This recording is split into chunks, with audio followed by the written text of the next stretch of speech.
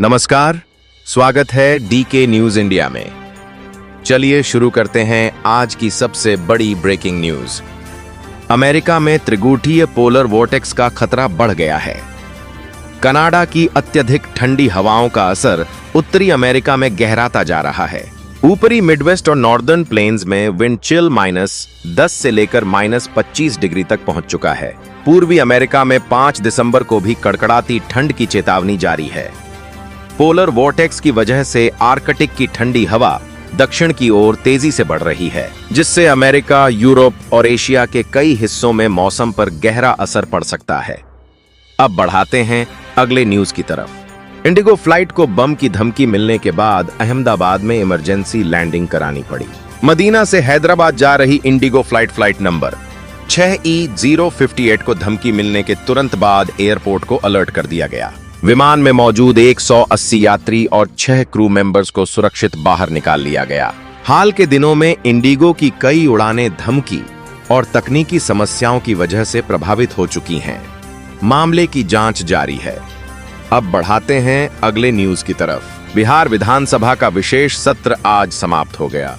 1 दिसंबर से शुरू हुए इस सत्र में सभी 243 विधायकों ने शपथ ली। 2 दिसंबर को नंदकिशोर यादव विधानसभा अध्यक्ष चुने गए। नए कार्यकाल में नीतीश कुमार की सरकार कल पहली कैबिनेट बैठक करेगी।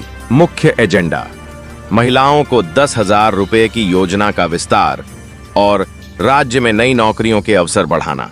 वहीं विपक्ष ने वोट चोरी का आरोप लगाते हुए 14 दिसंबर को बड़ी रैली करने की घोषणा की है। अब बढ़ते हैं अगले न्यूज की तरफ। उत्तर प्रदेश के कफ सिरप कांड में बड़ा खुलासा हुआ है। पूर्व सांसद धनंजय सिंह के करीबी आलोक की अंडरवर्ल्ड में गहरी पैठ का खुलासा जांच में हुआ है। ईडी और एसटीएफ ने जौनपुर में छापेमारी कर 50 करोड़ रुपए की संपत्ति जब्त की है। आलोक पर नशीले सिरप की तस्करी और मनी लॉन्ड्रिंग के गंभीर आरोप हैं। योगी सरकार ने सख्त कार्रवाई का आदेश दिया है, जबकि विपक्ष ने इसे सिस्टम की नाकामी बताया। अब बढ़ते हैं अगले न्यूज की तरफ। बिहार पुलिस ने 3 पाकिस्तानी घुसपैठियों को गिरफ्तार किया है। गिरफ्तार युवकों में हुसैन अली, मोहम्मद उस्मान और आदिल हुसैन शामिल हैं।